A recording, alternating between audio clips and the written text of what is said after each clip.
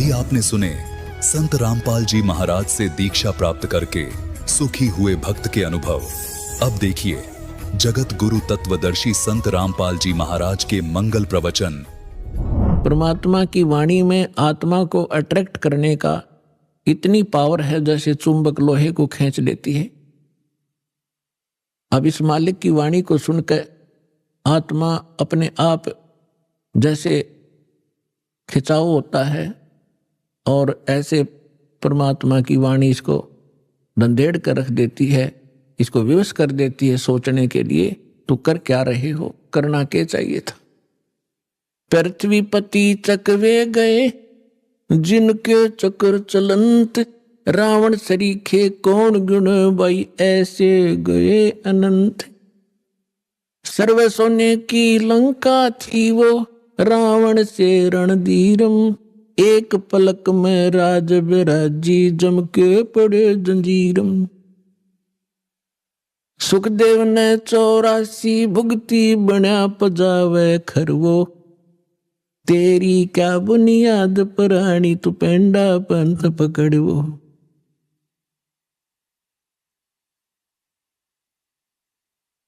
आए हैं सो जाएंगे ये राजा रंग फकीर, एक सिंहासन चढ़ चले एक बंधे जात जंजीरे।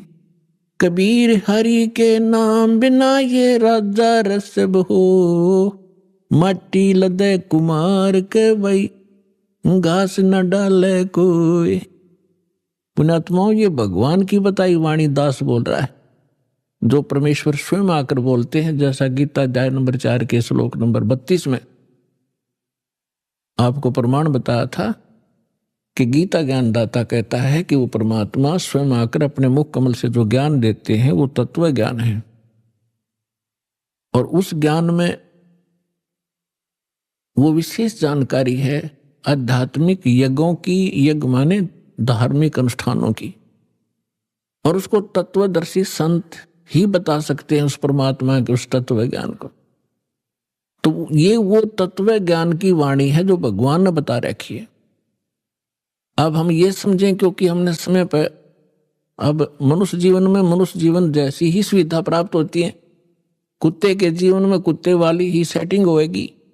तो अब हम ये भूल जाते हैं कि उस समय पर खाना मिल जाता है, जब चाहे चाय पी लें, जब चाहे दूध पी लें, हैं भूख लगे खाना खा लेते हैं। और जब ये शरीर छूट जाएगा, क्योंकि ये मिला इसलिए था, ऐसी सुविधाएं और ऐसी बुद्धि दी थी कि आप इसमें परमात्मा पाने का प्रयत्न करें। और यदि परमात्मा नहीं प्राप्त करते हैं, भक्ति ना करके और बकवादों में जीवन व्यर्थ कर जाते हैं, तो फिर परमात्मा बताते हैं कि राजा भी जब गधा बनेगा तो आम जीव की अब क्या बुनियाद है, क्या औकात है, सहज में समझ आ जाना चाहिए। फिर क्या बताते हैं परमात्मा, कबीर हरि के नाम बिना ये नार कूतिया हो, गली गली भौंकत फिरे भाई टोक न डाले कोई। परमात्मा की भक्ति के बिना राजा की रानी भी कहते हैं कुतिया की योनि प्राप्त करती है।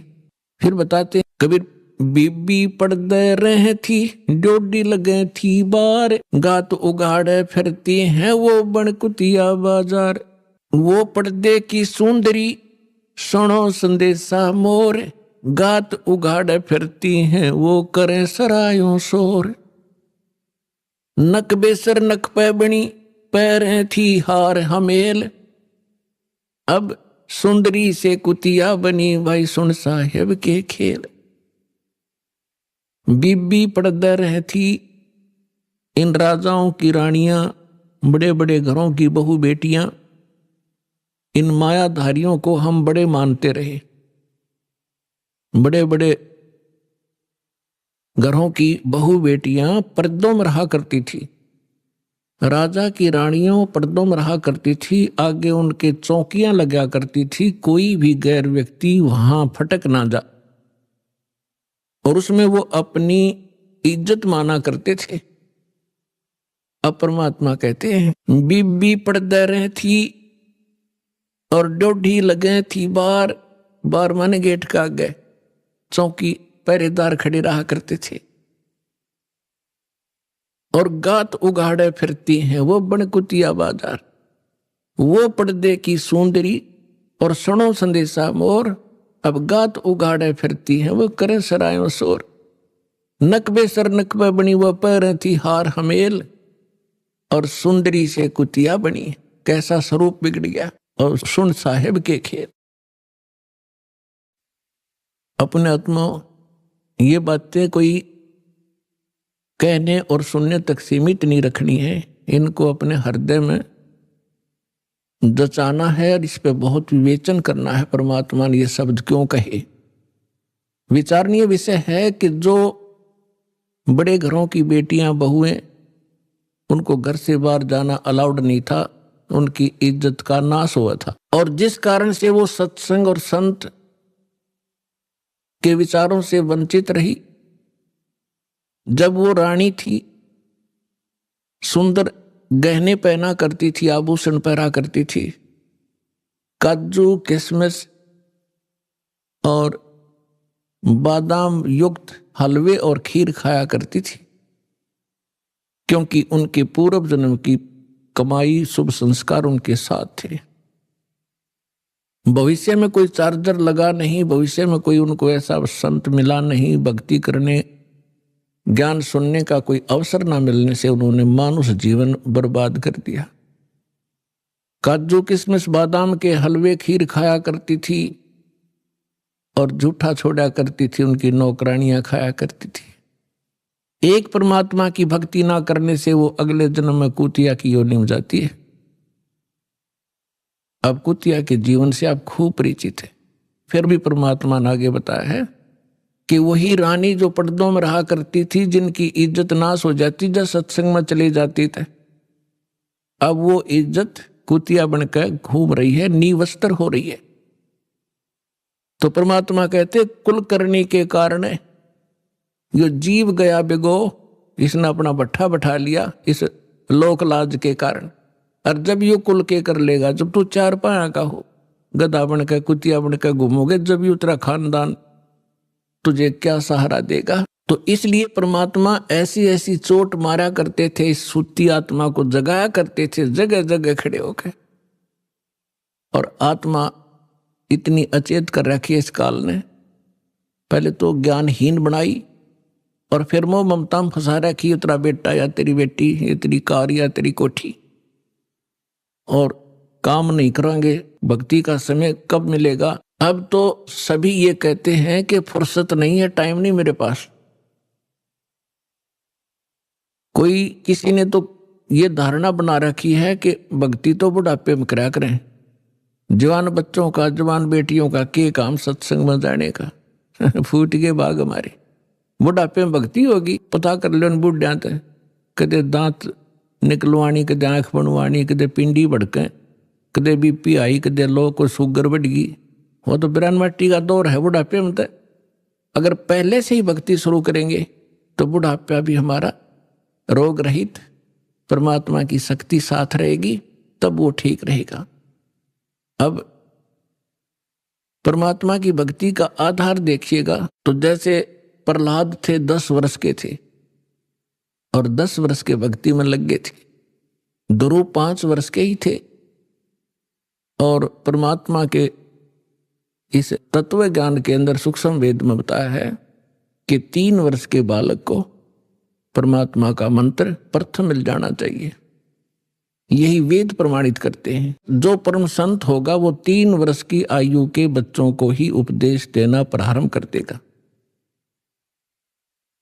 और यदि हम इस इंतजार में रहेंगे, बूढ़े होकर वृद्ध होकर के भक्ति करेंगे, बच्चों से फारिग हो लें और मृत्यु हो जाए 20 साल की उम्र में, प्रारब्ध इतना ही हो, फिर कहाँ करेंगे।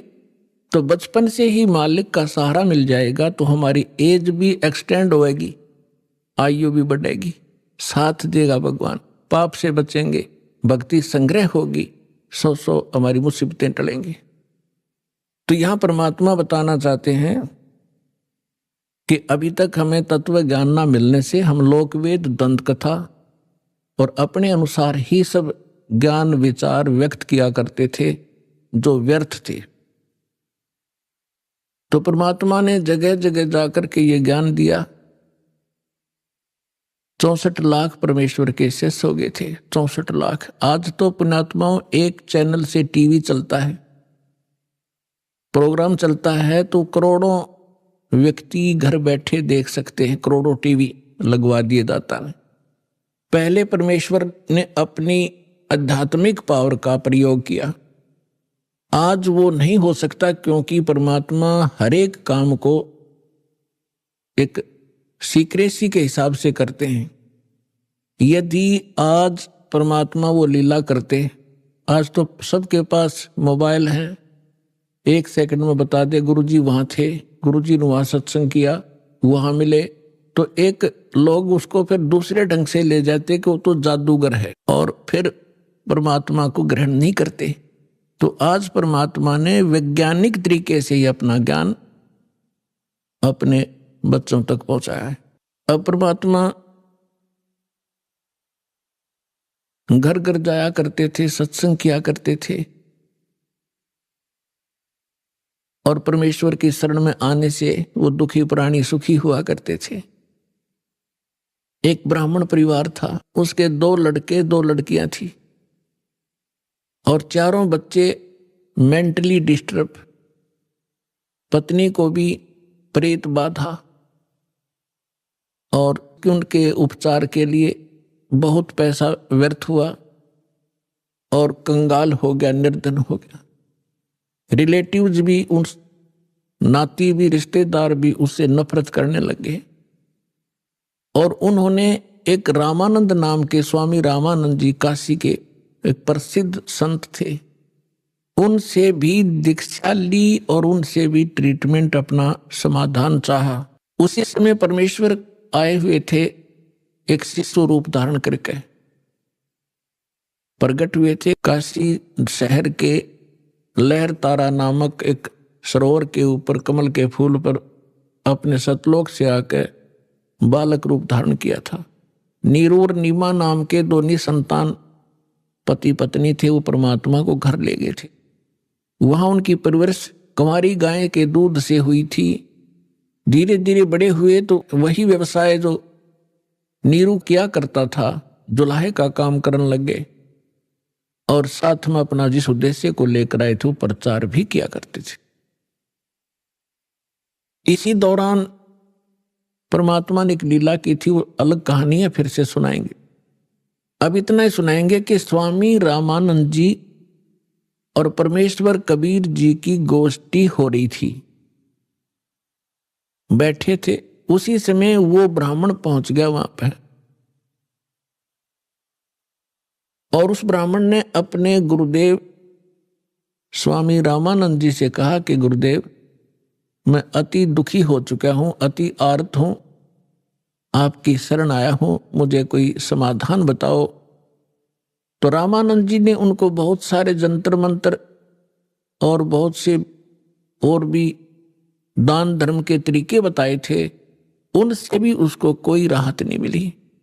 तो पुण्यात्माओं, आप जो भी कोई दुखी प्राणी होता है, वो परमात्मा की राहत लेने के लिए संतों के पास जाते हैं, या उसको जो भी कोई बता दे कि वहां झाड़ा लगाते हैं, वहां कोई ओझा बैठा है, तो वहां भी जाते हैं। तो जितने भी संत हैं पहले अपनी क्रिया बताते हैं, आप ऐसे करो, ये मंत्र जाप करो, ये ऐसा दान करो। उनसे भी कोई लाभ नहीं होता है, तो सभी लास्ट में ये कह देते हैं कि ये आपके प्रारब्ध में निहित है, अर्थात आपकी किस्मत में लिखा है, ये आपने भोगना ही पड़ेगा।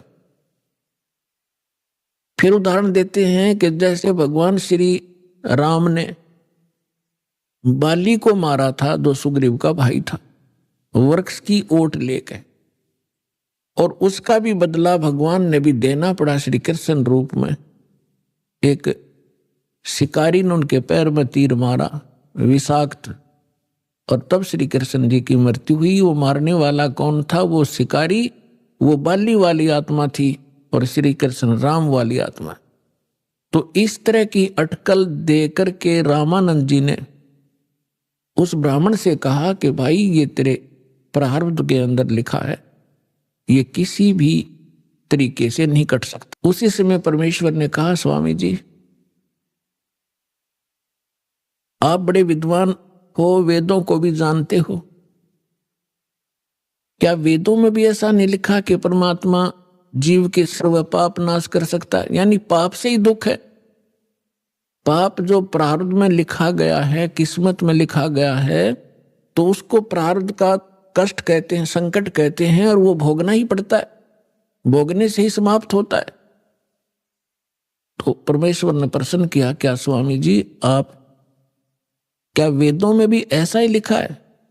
स्वामी जी ने तपाक से कहा कि हाँ ऐसा ही लिखा है, किसी वेद में ऐसा प्रमाण नहीं, सब ये लिखा कि अपना कर्म भोगना ही पड़ेगा।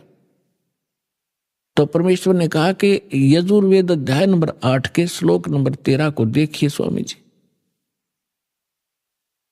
अब उनको जुबानी याद था, अपने आत्माओं या बिजली गिरी हुई है, सदग्रंथों को कंठस्थ याद कर रखा था इन ब्राह्मण लोगों ने, और इनको कख नहीं पता था ये बता क्या रहे हैं। रामानंद जी का सिर घूम गया कि दानक का बालक, धान दुल्हाए का लड़का, कदे इसने वेद देखे भी को नहीं, और आज इसने मंत्र बता दिया। 104 साल के उसमें परमात्मा के उनके जीवन में, लीला में जीवन जो परमात्मा शरीर में दिखा रहे थे, 99 वर्ष का अंतर था, 99 वर्ष बड़े थे परमात्मा से, और सारा जीवन ही उन्होंने वेद और गीता पुराणों के अध्ययन में बिताया था। तो परमेश्वर ने कहा, कबीर साहब ने कहा, स्वामी जी यदि प्रारब्ध का कष्ट भोगना ही पड़ गया तो भक्ति की क्या आवश्यकता है फिर? अगर किसी के संस्कार में दुख है और दुख है भोगना ही पड़ेगा, फिर भक्ति ने शर्म में मारेंगे, क्या आवश्यकता है इस भक्ति की? कौन करेगा भक्ति? क्या आवश्यकता परमात्मा की? वो भक्ति इससे हटकर है, और वो मंत्र मेरे पास है। अपने आत्माओं जो दुखी व्यक्ति है उसको तो संकेत चाहिए। उसने तभी पूछा कि आप कौन हो भाई? हे भगत जी आप कहाँ रहते हो? अब वो लाल कपड़े पहन रखे, सारी उम्र संस्कृत बोली, उसने तो महाराज जी समझ रहे, और परमात्मा बैठे एक सिंपल वेशभूषा में। उसने न्यू कहा, भगत जी कहाँ रहते हो आप, आपका कहाँ ठिकाना है? परमात्मा ने बताया, भाई मैं दानक सू दुल्हा हूं और नीरू का पुत्र हूं, ऐसे ऐसे हमारी चौपड़ी वहां रहा करूं। अब परमात्मा ने ये बताना इसलिए अनिवार्य समझा कि जैसे न भगवान चाहिएगा तो आ जाएगा, और जब ब्राह्मण पने में होगा, क्यों उसमें छुआछात बहुत गणी थी, तो अपना भाई चला जाएगा। तो परमात्मा वो तो जा लिया सामने, साथ साथ अक महाराज मैं घना दुखी हो गया। तो वहां जो परमात्मा के पास के और भी बहुत से आर्त व्यक्ति बैठे थे, और वो आपस में चर्चा कर रहे थे कि मैं इतना दुखी था, परमात्मा से नाम लिया, अरे भगवान आए हैं, ये परमात्मा है, तुम इसको दुल्हा मत समझो, दानक नहीं है। अब जिसके कांटे से निकल रहे वह क्यों कर कहीं सिंपल मैन है। तो उस व्यक्ति वो पहुंचा वहां पर ब्राह्मण, जब वो और भक्त बैठे बतला रहे थे, भगवान आए, जब सत्संग का आयोजन था उनके साथ दूसरे साथी बाहर मैदान में, तो उस ब्राह्मण का कुछ दिल डटया, जब ये सारे भगत कह रहे हैं तो कुछ बात बनेगी। तो परमात्मा के आशीर्वाद मात्र से परमात्मा ने कहा, भाई अपने सारे बच्चों को ले आ। उसने सारा दुख बताया, उनको दीक्षा दिला। तो उसने सोचा पहले अपने लड़कों को ले चलता हूं, क्योंकि इज्जत और बेइज्जती हमारे साथ लटक रही है, घर में कह टूट रहा। दोनों लड़कों को ले आया। परमात्मा ने दीक्षा दी, बेटा भक्ति करोगे ना जब बात बनेगी। केवल आशीर्वाद से भी सुख दे देते, लेकिन वो तो एक का दुख टड़ा, आगे जीवन में पता नहीं कितने दुख है आपके। परमात्मा ने नाम दिया, दोनों बच्चे ऐसे स्वस्थ हो गए जैसे कदे दुख था ही नहीं। अपने आप उठ के गए, उन्हें लाया था बैठा बैठा के तो उनको एकदम खुशी की लहर आ गई। फिर अपनी बेटियों को, पत्नी को, सबको नाम दिलाया। परमात्मा के आशीर्वाद से सब ठीक हो गए, स्वस्थ हो गए कुछ ही दिनों में। और फिर घर का काम भी उसका बहुत अच्छा चलने लगा। अब वो जहां भी जिसने मिला है उसी को कहे कि भगवान आए हैं, चलो वहां पर परमात्मा आ रहे हैं, जुलाहों की कॉलोनी में भगवान उतर रहे हैं। पर उसकी कौन सुने? ब्राह्मण। तो पुण्यात्माओं, एक समय एक सर्वानंद नाम के ब्राह्मण थे और उसने चारों वेदों, 18 पुराणों, गीता, इन सभी को कंठस्थ याद कर रखा था। और उसने अपने वक्त के सभी ब्राह्मणों को, सभी विद्वानों को शास्त्रार्थ में पराजित कर दिया। तो उसके मन में एक धारणा आई कि मैं अपना नाम सर्वानंद की जगह सर्वाजीत रखवाऊंगा, अपनी मां से कहता हूं। उसने सभी को हरा दिया। उधर से वो ये विचार कर रहा था। दूसरी ओर क्या हुआ कि उसकी माता, जो सर्वानंद की माता जी थी, उसका नाम शारदा था, ब्राह्मणी, और वो भी ऐसे ही अपने प्रारब्ध के कर्म को भोग रही थी। अब ब्राह्मण होने के नाते, और अब उसका पुत्र विद्वान, जिसने सब विद्वानों को पराजित कर दिया, अपने पुत्र से भी सारे जंतर मंत्र, जो भी गायत्री मंत्र वगैरह अनुष्ठान बताए बेटे ने, वो भी कर लिए। और भी जिसने भी जहां कोई महापुरुष संत तपस्वी बताया वहां भी चली गई, लेकिन उसको कोई राहत नहीं मिली। बहुत बुरी बेचैनी रहे, ना भूख लगे, चारपाई पकड़ रखी, अस्थि पिंजर शेष दिखाई दे। गुजरती एक परमात्मा की शिष्या एक बहन चली गई, किसी कामवश, अन्य जाति की, श्रवण जाति की। तो उसने पूछा कि शारदा कुशल है? उसने चारपाई पे पड़ी पड़ी ने देखा और कहा, बहन कहाँ कुशल हूं, अंतिम सांस गिन रही हूं, बहुत परेशान हूं, काफी वर्षों से असाध्य रोग से पीड़ित हूं। वो परमात्मा की शिष्या लड़की कहने लगी कि बहन कहीं दिखाया नहीं आपने? कि सभी डॉक्टर दिखा लिए, वैद्यों से चेक करा लिया, और कोई साधु संत आसपास नहीं छोड़ा। सभी ने कह दिया कि तेरे प्रारब्ध का कष्ट है, तेने भोगना ही पड़ेगा। तो उस बहन ने कहा कि यदि आप बुरा ना मानो तो मैं बताऊं, एक महापुरुष आ रहे हैं। वो कहने लगी, बोलो कौन है? कि मेरे गुरुजी से दीक्षा ले लो।